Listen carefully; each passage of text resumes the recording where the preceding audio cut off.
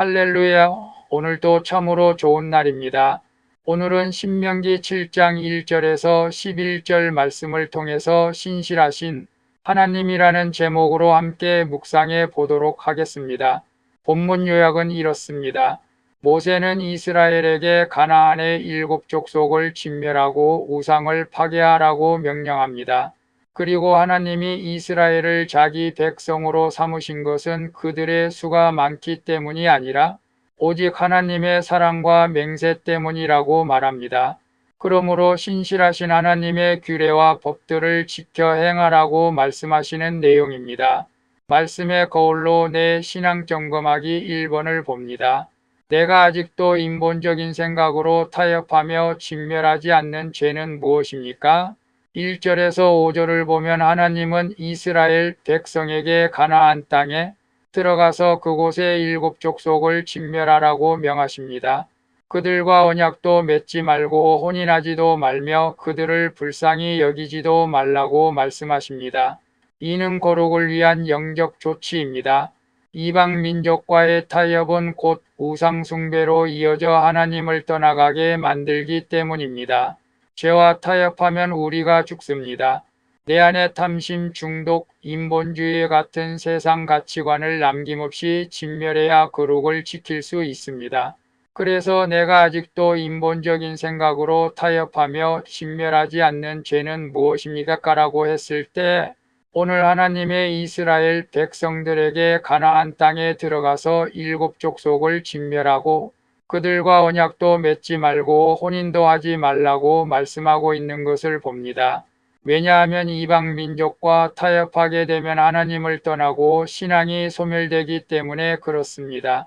우리도 마찬가지입니다.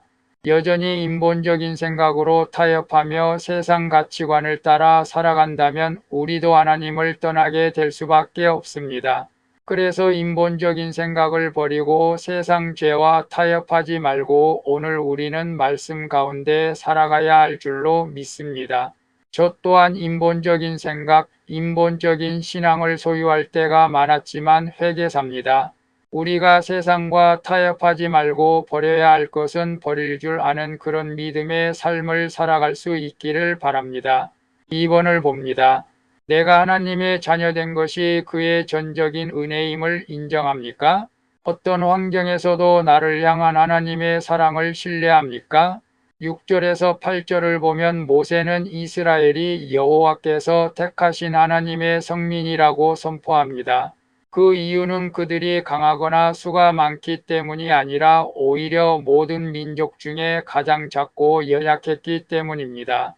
하나님의 무조건적인 사랑이 선택의 이유인 것입니다. 우리를 하나님의 자녀로 삼으신 것도 우리가 잘났기 때문이 아닙니다. 하나님의 전적인 은혜입니다. 그러므로 우리는 내 환경이나 조건과 상관없이 나를 끝까지 사랑하시는 하나님을 신뢰해야 합니다. 그래서 내가 하나님의 자녀된 것이 그의 전적인 은혜임을 인정합니까? 어떤 환경에서도 나를 향한 하나님의 사랑을 신뢰합니까? 라고 했을 때 오늘 이스라엘을 하나님께서 선택한 것은 하나님의 전적인 은혜인 것을 말씀하고 있는 것을 봅니다. 마찬가지로 우리가 하나님의 자녀된 것이 하나님의 전적인 은혜임을 고백합니다. 나의 죄와 허물을 보면 우리는 멸망할 수밖에 없지만 하나님의 전적인 은혜로 우리를 구원해 주셨다는 사실을 오늘 기억하면서 어떤 환경에서도 나를 향한 하나님의 사랑을 신뢰할 수 있기를 바랍니다. 3번을 봅니다. 요즘 내가 지키기 어려운 하나님의 명령은 무엇입니까? 말씀을 짐으로 여기지 않고 축복의 통로로 믿고 순종합니까? 9절에서 11절을 보면 신실하신 하나님은 주님을 사랑하고 계명을 지키는 자에게 천대까지 언약을 지키신다고 말씀합니다.